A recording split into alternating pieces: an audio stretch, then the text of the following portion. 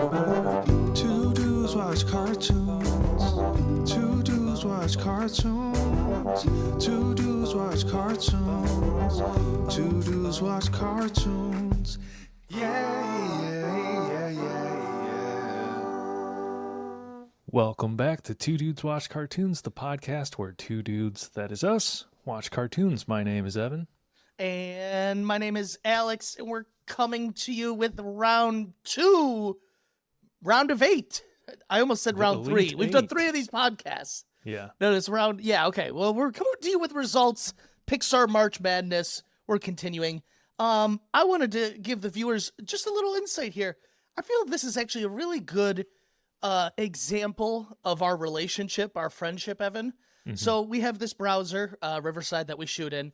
And every time we record, Evan texts me the link. And so for all these years, just however long we've been using Riverside, was thinking that he was sending me a new link to record. And today he texts me and goes, you know, it's the same link I use every time. You should just bookmark it. What? Dude, I'm stunned. Why haven't you told me this sooner? I don't know. I thought maybe you'd just pick up on it, I guess. Hey, Riverside FM. Use the referral link in our bio if you want to sign up. Oh, accidental ad. Okay. Yeah. Wow. Well, I'm excited. We got some good matchups here. I don't know the results yet. Evan, you know the results. You're going to hand them off to me, and I'm going to read them live on air. Mm-hmm. But I'm nervous. Decidedly much harder round. We had people texting us that they almost they were refusing to vote, and we said your vote matters because the stakes are higher. If you want your team to advance, you gotta vote. So we're knocking doors. But yeah, none of these are easy matchups to vote in or predict. People are going to be upset. Yeah. The predictions. Yeah.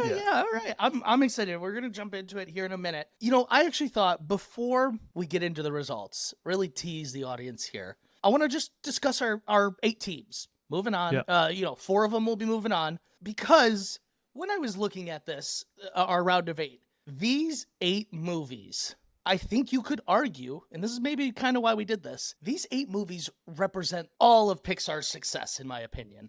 Now, you're missing maybe like a Cars, which, you know, is really, really emblematic of the brand. But like these 8 movies, if you were like needing to introduce someone to Pixar, you would show them these 8 movies. This is the dream team, yeah. This is it. You'd show them one and they'd be like, oh, I really like this. And you'd keep showing them the rest of these. Mm-hmm. One by one, we'll talk about, once again, some pros and cons.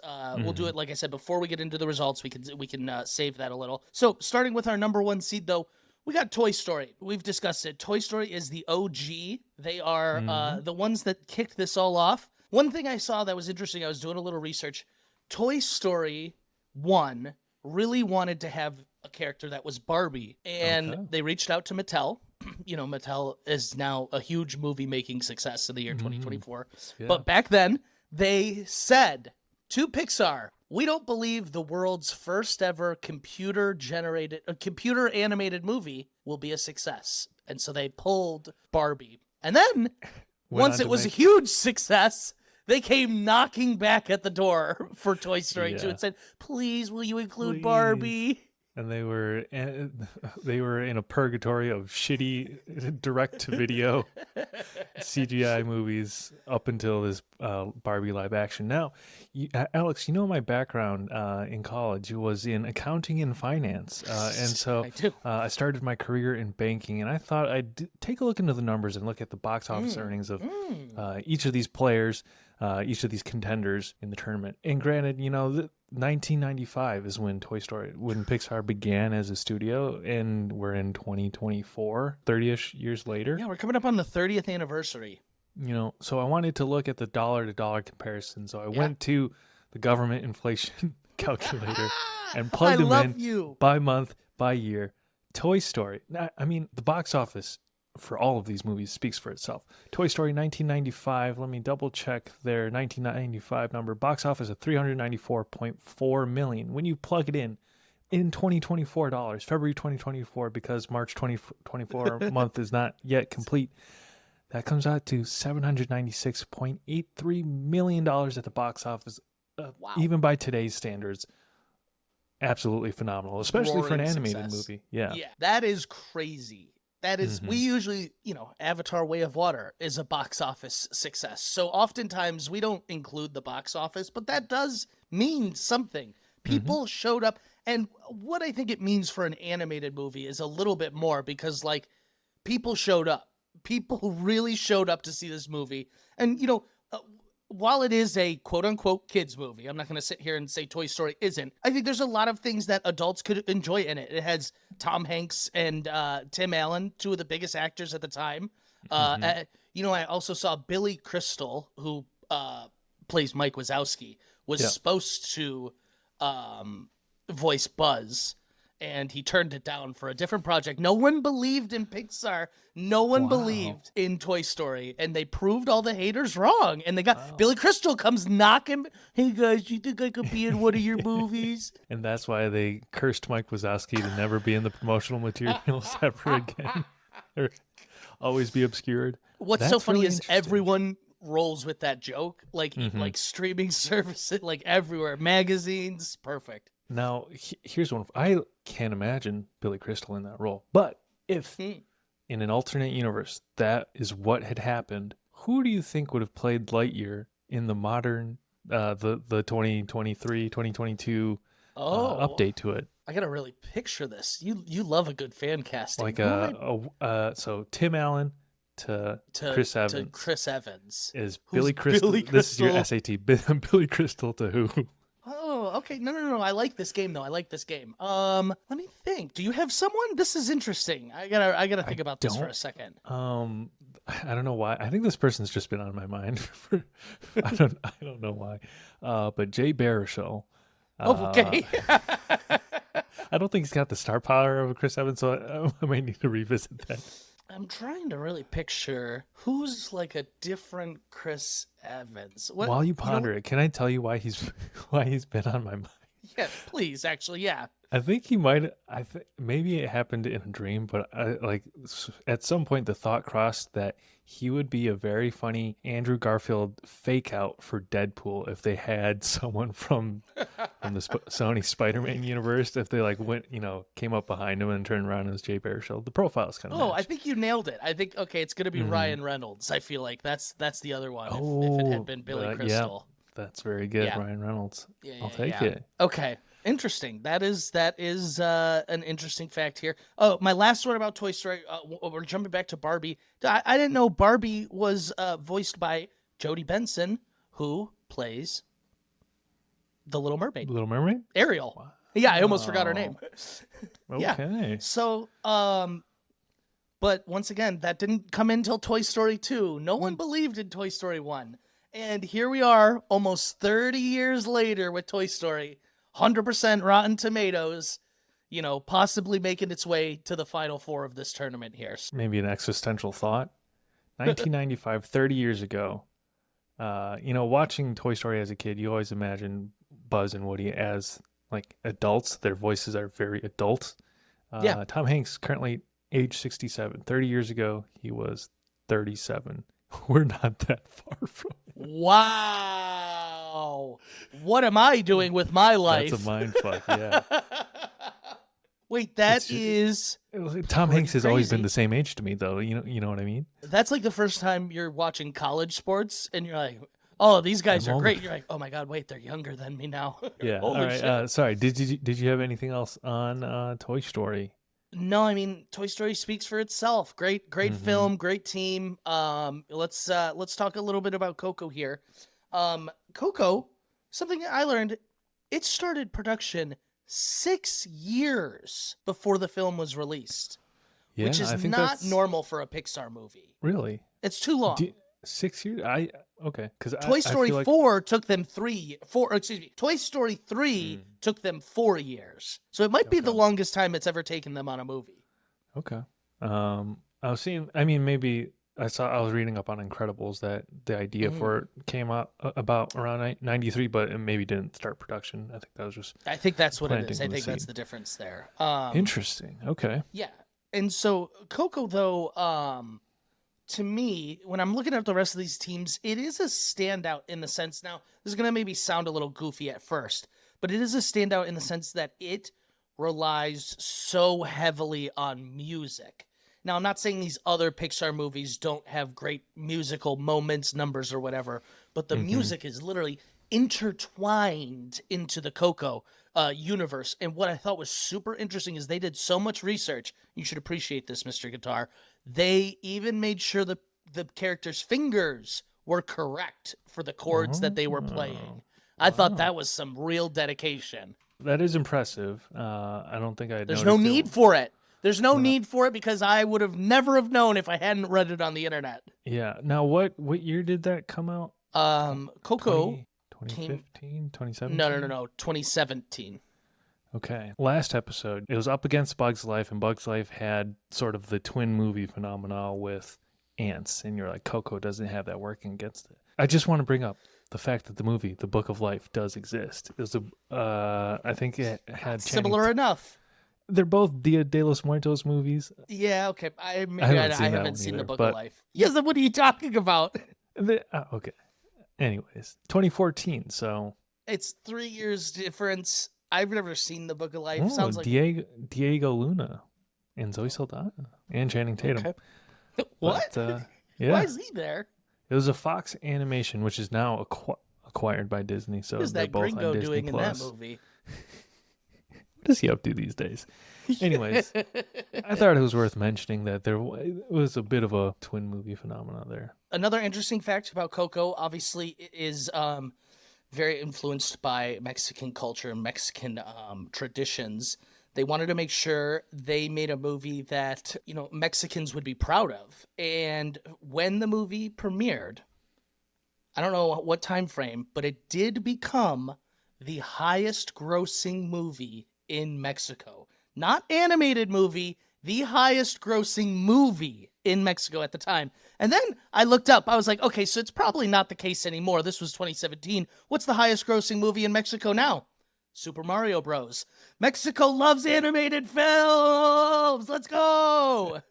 Yeah, it's good picks. Oh, Good picks. Mexico does love animated films because I just want to take a brief moment to say rest in peace Akira Toriyama.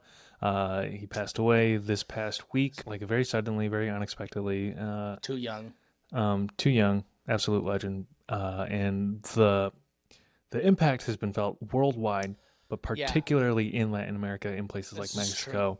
I keep seeing clips of when Dragon Ball Kai, I think, was ending. Municipalities around Mexico would be screening, doing big public screenings of the final fight.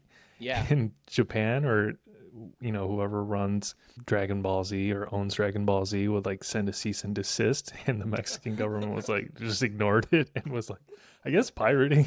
They're like, never. and so these videos have huge crowds. So all respect. Maybe two dudes watch cartoons. We got to brush up on our Spanish. I was about to say, we need a Spanish dub these things. You and I will get in there and start doing some Spanish dubs. That's the way of the future here. So yes, Coco, great film. Toy Story and Coco. We will announce results in a minute, but we're gonna go one by one. By the box office numbers, Coco, box office take in 2017 had earned $814.3 million. In 2024 dollars, that would be $1 billion. And $1 billion. Yeah. Wow, good for Coco. That's no small feat. No small feat. No whatsoever. small feat. It's more than Toy Story. Okay. Moving on. Finding Nemo, which is mine, winner pick. And so I thought about that last week, and I was like, why did I say that? And I had to wait a whole week to do that. And I got just the laugh I needed out of you from it. Yep. I got just the laugh I needed. Okay. So Finding Nemo, what is so interesting to me about Finding Nemo, the director came up with the idea when he was a child, watching the fish in the fish tank at the dentist office and imagining that they were from the ocean and probably wanted to go back home. And so I think that's really interesting that almost the B plot of the movie is what inspired the rest of the movie. Another thing that's interesting, do you watch Shameless? I don't. I never got into it. Didn't ever get into it, I missed the boat. Haley is really into it, but I never... William H. Macy was supposed to play Marlin, to the point where he recorded, they said like almost the first quarter of the movie, and they replaced him with Albert, what is his name? Albert Brooks? Which Interesting. Albert Brooks, I don't like the voice of Marlin is so I like ingrained in my. Willem Dafoe? Is he? Not Willem Dafoe. Not No, Willem no. Dafoe. William H. Macy. No, I know, but I'm looking at the cast list. Oh, yeah, now. Willem Dafoe's in it.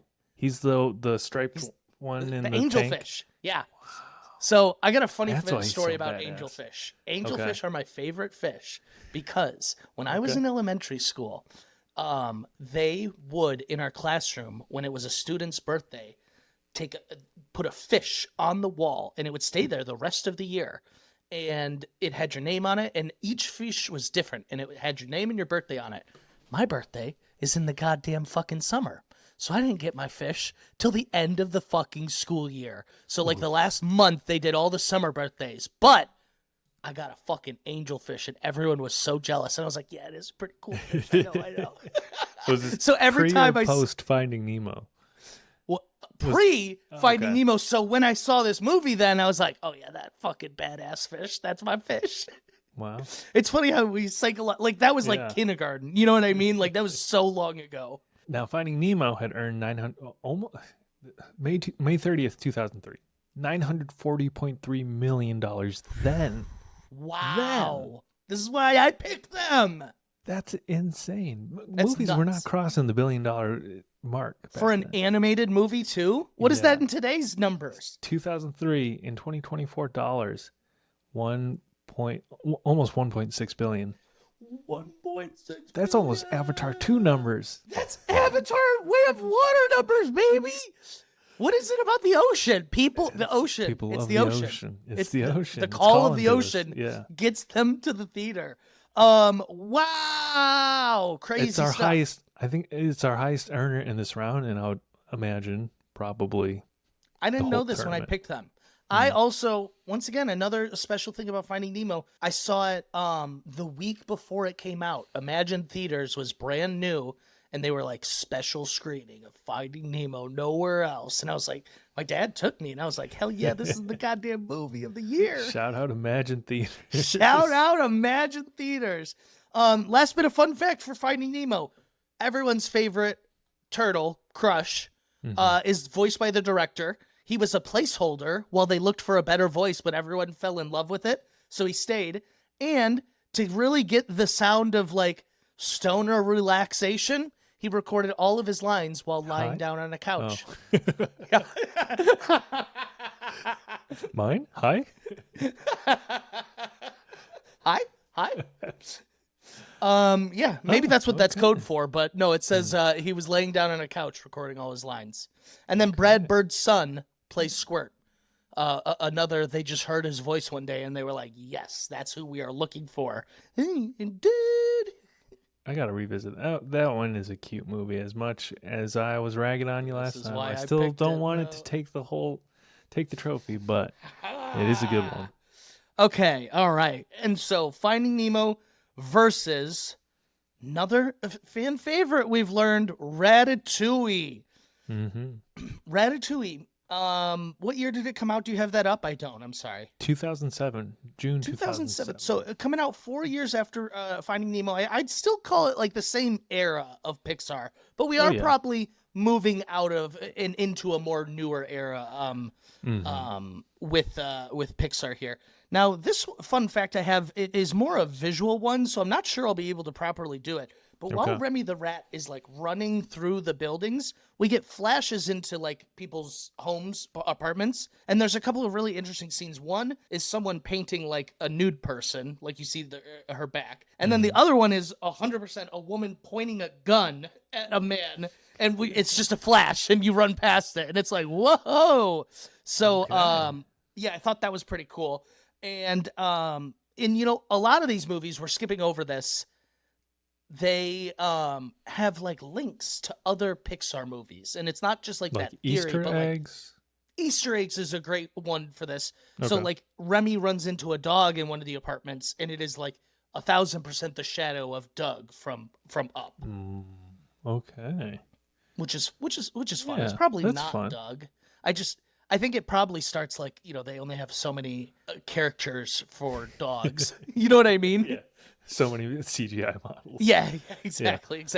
I'm also seeing here it's scored by Michael Giacchino, Yeah. who, as we know on this podcast, scored The Batman. So the score for this one doesn't ring a bell because I haven't watched this movie in a long time, but he's a great composer. He's a great film composer. This movie is really praised for, this is not so much a fun fact, but like it's uppage use of like shadows and light in Pixar movies comparatively to the ones that came before it.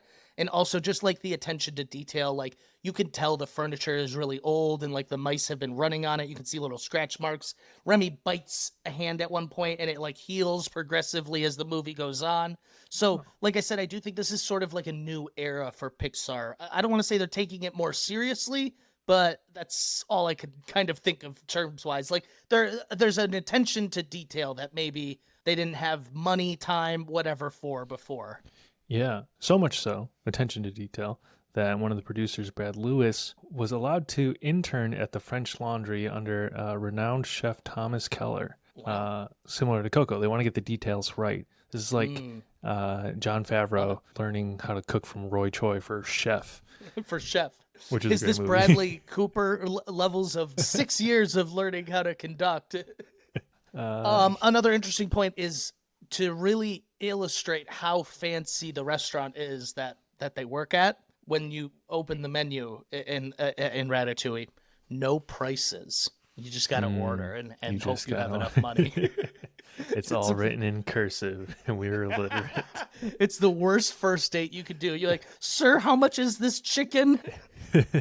Rip. Just I always order. Well, I mean, when there are prices, I don't go to places that don't. Evan's like, never in my days. I forget where. I think this is maybe a tweet or something from like the Vampire Weekend lead singer. Like he's like, always just order the second cheapest wine on the menu.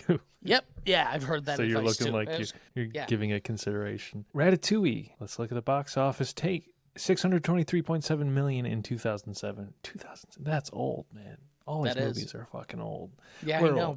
Old. We're old. In 2024 dollars, adjusting for inflation, $928.96 million. So Pixar executives are just rolling in it now. Yeah. They're literally laughing to the bank. Because here's the thing, like, while we're not talking Succession, like all of their movies they've done in a row, the number of successes that we're talking about just in a short period of time is really unheard of. Man, we had never said this before the podcast, but I see it more and more as we keep talking about it. This is like the American Studio Ghibli. Yeah, absolutely. Which, I mean, Pixar and Disney have won Best Animated for pretty much the entirety of its existence, save for like an instance here or there, and only recently have started losing out in the category, which I'm sure they're not happy about. But recently lost out to the master, Hayao Miyazaki. The master, he called him. To an indie distributor, G Kids. We call him Sensei.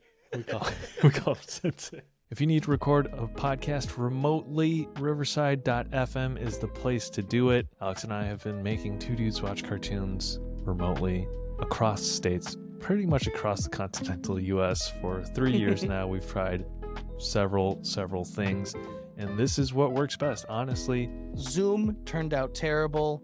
We used a couple other ones that we paid for that turned out terrible. You're looking at the interface right now. I think I'm doing the screen record correctly. Riverside has made doing this podcast as easy as possible. Riverside FM. Head to the link in our bio to get started. That's riverside.fm. Today. Moving on to the east before we get on to the results.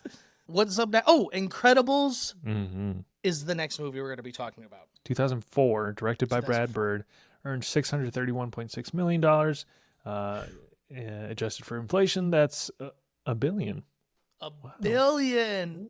That's $1 billion. Directed by Brad Bird. So he had come up with a concept in 1993 while he was sort of in the throes of working on Iron Giant. And so, wow. In that process, that was, Iron Giant, box office wise, monetarily, was a flop. And so he was sort of struggling with the idea of like Maybe it was is because he his- was working on other projects while he was supposed to be working on Iron Giant. Just kidding. But the themes of like having to sacrifice family for career were very prevalent in his mind, and so he originally wanted this to be 2D animation, but after the flop, he reached out to his friend John Master, and because they had gone to school together, I guess, and started working on it as a 3D computer animated film at Pixar. One of, I think, the only maybe Pixar films that does not include the Toy Story, the Pizza Planet truck in it. Wow. Are you sure there's no Pizza Planet truck at the end fight? According to this trivia website that Yeah, I'm okay. reading from. We'll trust it. We will trust I it. trust it, yeah. Despite the fact that it's been, it's widely known that there's no pizza truck, there are some fans who still persist and look for it. They're like, no way. I'm that fan. That's me right now. I said there's no way. Because here's the thing. Even Brave, which takes place in like the middle century, has a little toy Pizza Planet truck carving that they were able to sneak in. You're in a goddamn city. What do you mean you didn't work in a Pizza Planet truck? It's the rule. Don't shoot the messenger. I'm just reading from a website. Brad Bird also voiced Edna Mode in The Incredibles. He does the voice. Wait. Edna Mode. Yeah. That's Brad Bird? That's Brad Bird. I never knew that. After all these years, I never knew that. And you know what's really weird is I never once looked up the voice of Edna, even though it's such an iconic voice. Edna. Oh, you have to come in, darling. It's a great voice. Iconic. I wonder if they do. They must do that with more of their films. If they've done it for this and Finding Nemo. Yeah. It's a nice if they're touch. working in I like it. It's like the who's the guy that's in Everyone? The voice. John Ratzenberg. I agree. That's a fun touch. Also, so there is an Incredibles 2. 14 years between Which is first pretty and crazy. sequel.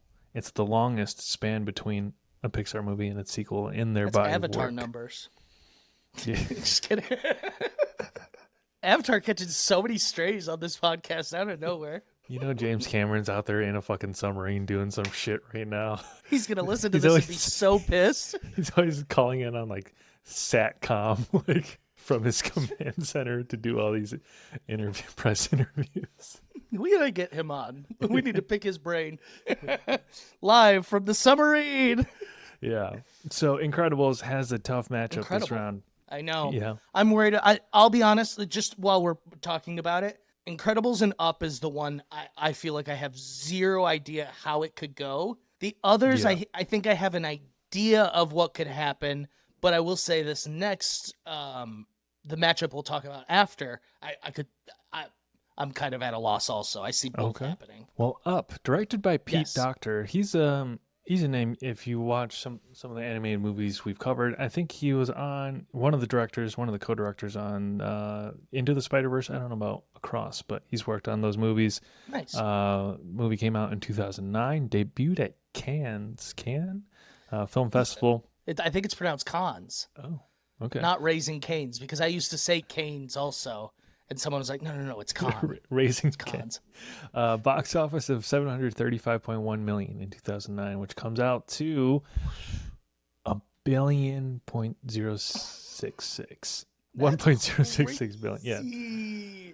Up, I it's know, is one also- of the ones that won Best Animated Picture. Also So did Coco, Incredibles. though. And Yeah, Incredibles. a lot of Coco these did also. Yeah, Wow. I'm sure okay. Finding Nemo did.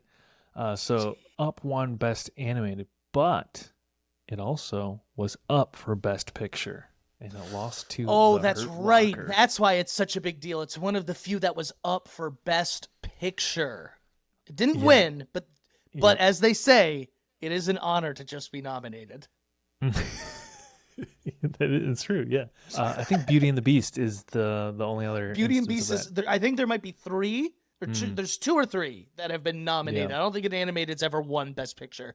I actually, in my Oscar pool, I predicted that Boy in the Heron might get a Best Picture nomination, but I was wrong. I was going big swings, though. Big swings. that. Yeah, that's all right.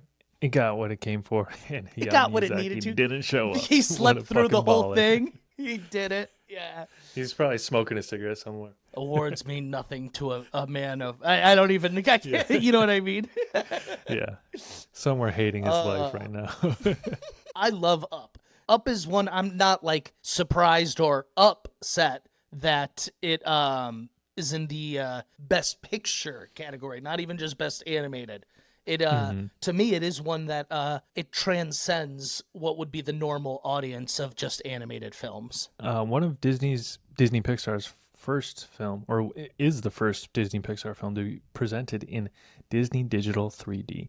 And now that I read that, I do sort of have this vague memory of having like those obnoxious 3D glasses on, just to like kind of be able to tell that the house was floating away from the screen. It's definitely a little cool. raised there. Yeah.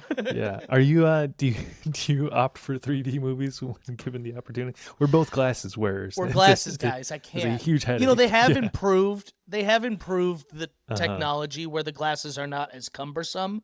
But back in the day, fuck no. Fuck no. That shit was so annoying over my glasses, and people are like, "Oh, let's go see it in 3D." I said, "Why? Are you a child? Like, can you not use your imagination that it's more dimensions?" Like, are you asking for motion sickness right now? That's the other thing is some movies I'm sitting there and I'm like, whoa. I'm like, whoa. I don't feel so good all of a sudden. You know which one? Those D-Box. The D-Boxes are fun, but you throw in the 3D and the D-Box, and it's kind of like, uh-oh, I need to stand up for a second. Yeah, like... Not to be totally lame, but I down a slushie during the fucking commercials. I have like a lump of processed sugar in my stomach. And it's like starts sloshing around. It's rough. It's not fun. But sometimes, like, I think I had to watch The Flash in 3D. Is like the only, maybe not. I don't know. I'm being a hater, but like I said, I do feel like they've improved upon it. If I have to see something in 3D now, I'm not as upset as I used to be. Yeah. It looks better.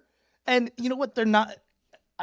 I'm gonna jinx myself, but they used to fucking do was like make sure you know it's in 3D. Like they're like, well, hold on, let me grab this over here, and it ruined the movie for me. As soon as they did that, I was like, you're just fucking trying to show off here. Yeah, it really never adds anything to the movie. It's a shame. And also, when I was a younger kid, not to like out my mom here, my mother is blind in one eye. She can't see 3D movies. She was just... I tell her she's not missing out on the $2 premium just to give you that chance. Just to give me the chance, yeah. Oh, moms. Apparently someone's calculated it, but it would take approximately 20 to 30 million balloons to lift a house. Far more than what's depicted.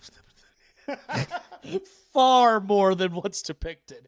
Well, actually... It's a fun concept, but this movie was so popular, nerds took to the internet and were like, how many balloons would it take to raise a house? Oh yeah, they probably did an episode on Mythbusters about it. Yeah. Now, one thing I'm seeing, looking at their Wikipedia side by side, both have music by Michael Giacchino.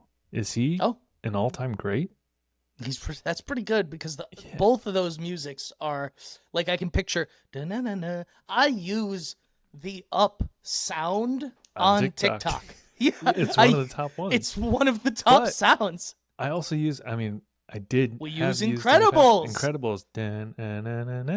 But I think it's been removed because of the Universal music rights, or it's one of those audios that's been removed. This is such a small fact, but we use those sounds so often on TikTok. They're very popular. Oh my God. Shout out Two of our most popular TikToks had that fucking the syndrome. He's like Actually, the Grave of the Fireflies one is probably still up. Anyways, it is, but you replaced the audio is the thing. Okay. Classic. Oh, and the Up one is beautiful though. Wow, he's great at instilling motions, which is the job of a musician. He's gonna go down as an all-time great for sure. Yeah. He's showing up on both teams. He's like a doctor helping both teams. That's a great analogy. All right, let's move on to the next matchup. This one, matchup. Eastern Conference is I totally. Eastern Conference is tough. The Eastern I think is a little tougher. I have ideas of what might happen on the West. The East, I don't know. Both. So it's Inside Out, 2015 film versus Monsters Inc. This is fall 2001. Which is really, what's really crazy to me is I never would have actually put Monsters Inc. before Finding Nemo. You just kind of blew my mind there. They're kind of like, yeah, they fall in the same, they're circa each other to me in my brain. I'm a year younger than you, so I think our ages line up perfectly for like the age we saw this Pixar movie, and we're like, winner pick, it's them, they're taking it all. Probably. Both directed by someone we've already mentioned this tournament, Pete Docter. What? Pete Docter, who are you, sir? Good Pete Docter. Screenplay by Andrew Stanton, who directed, was it Coco that you were talking about? It was Finding Nemo. It's Finding Nemo. Yeah, it's Finding Nemo. You were talking about. Anyways, 2015 film that earned $858.8 million in today's dollars, $1.116 million. Inside Out's our fourth seed. Billion. Yeah. Another Billy on the board. Another Billy on the board. Monsters Inc. earned in 2001 $579.7 million. That's like wow. In 2001. In 2001, yeah, we were children. We couldn't imagine that type of money. $1.01 billion in another Billy on the board. They're a powerhouse. Pixar is a powerhouse. I can imagine Bob Iger's disappointment with the recent string of duds post-pandemic. Which is a shame because they're not duds story-wise, but it's for sure. I do think part of it's Disney. I think they need a pivot, and I think they know that. So we'll see if they pivot correctly. But yeah, do you have any facts on these two, or are we getting into results here? I'm excited. I'm ready. I should have some. Let me pull them up real quick. All right, let's see. What are we on? We are on Inside Out. Inside Out, the first Pixar film to have 2 female leads. It passes the Bechdel test. Wow. And you know what? I bet it's one of the few that passed the Bechdel test. Also, the film originally considered including 27 emotions before cutting it down to 5. That would have been extremely overwhelming. And they're adding 4 in the new one. Yeah, so there's probably going to be I will 3 say, at some this point. is committing one of my biggest sins is when you make a sequel and people don't come back to voice their original voice. Who's being replaced in the sequel? Bill Hader's being replaced. And you know what? This is the second time Bill Hader's done this to me animated voice-wise. I'm starting to get Bob's a little Burgers upset. The other one? Bob's Burgers being the other one.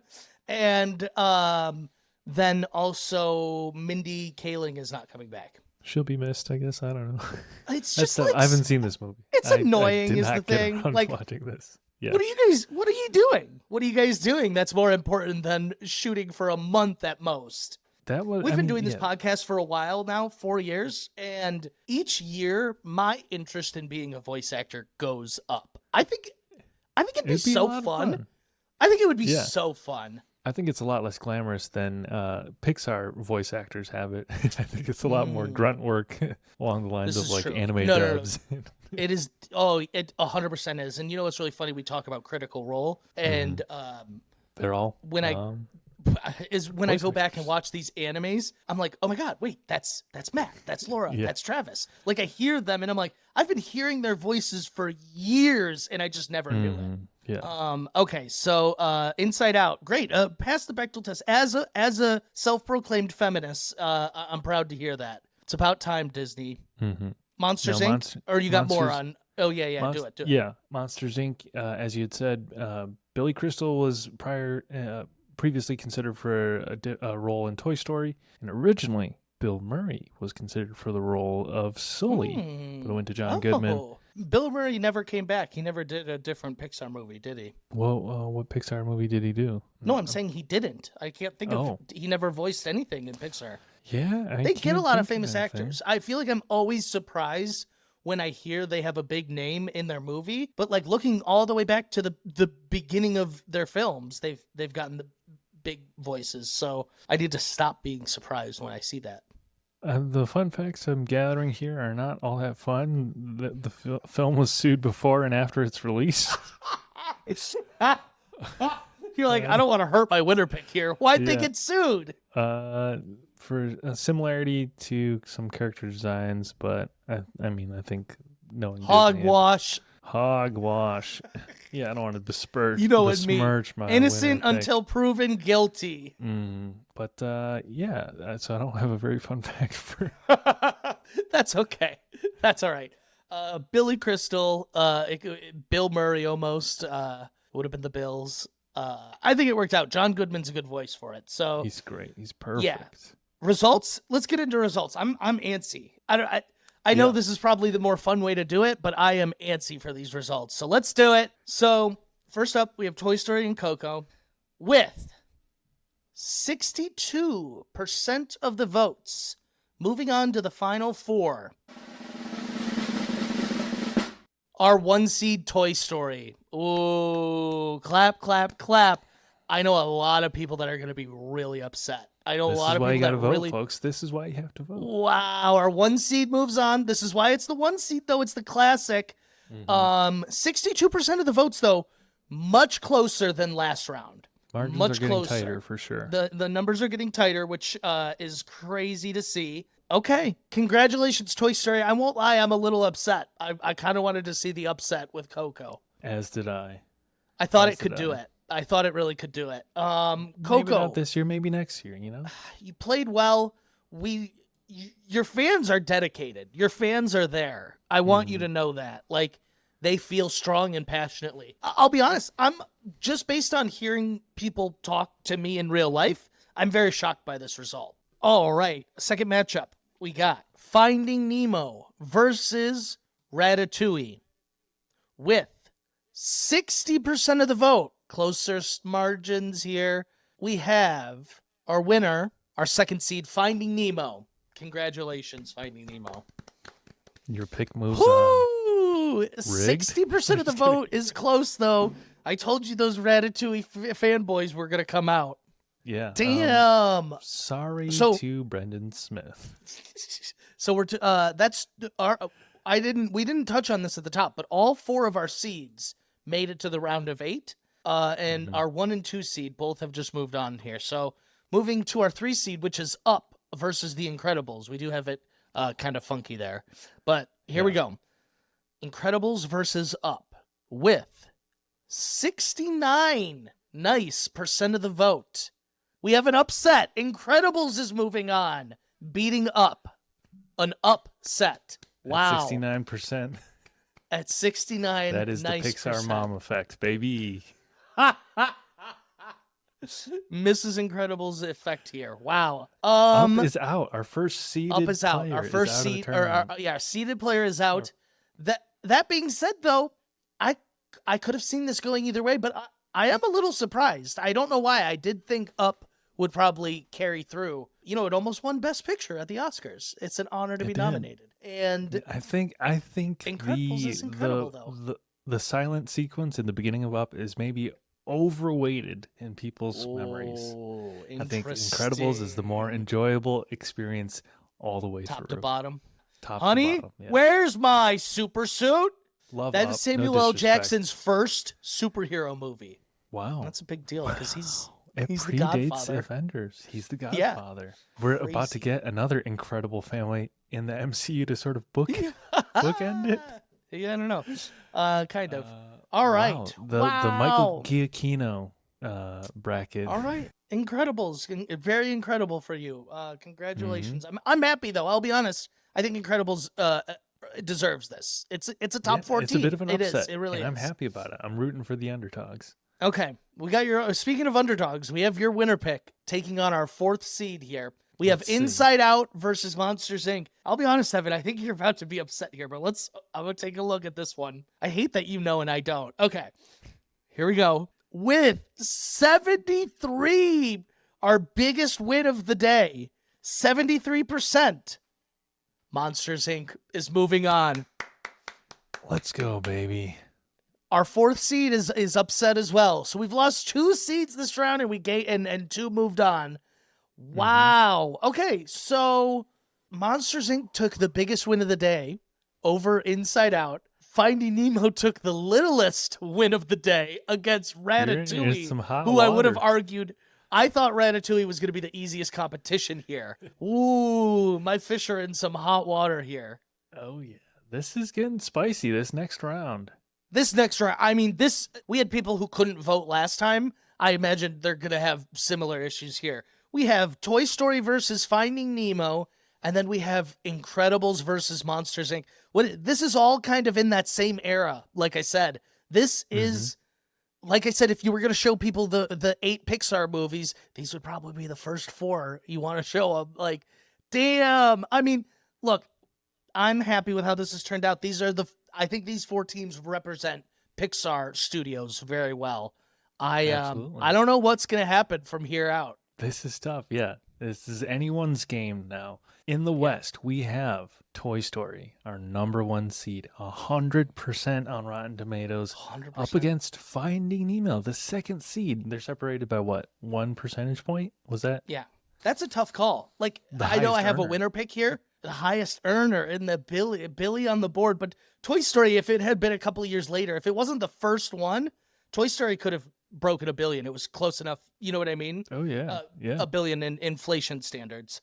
I'd be curious to see wow. how 2 held up at the box office. It was a great film. Or Yeah. even 3. Well, 3 would have been I'm gonna right watch- when like movies started hitting $1 billion at the box office. You know? I am going to start watching all 4 of these this week. I want to come Okay. super informed for next week. This is tough. Go vote. Make sure your voice is heard. You could I think you can vote more than once if you wait a day. Not me rigging the ballot, but this is a tough Multiple one. I want to know what you devices. guys think. Yeah, stuff the ballot box. So we talked about the Western finals. In the Eastern Conference finals, we have Incredibles versus Monsters, Inc. You know what? vote. I just want to take a moment to applaud Incredibles. It had Yeah, a tough. it had a had to tough get through bracket. Up. It got through Up. Up. Yeah, and its first round, it was against. Oh my god, I'm blanking, and I had the name of the movie on the tip of my tongue.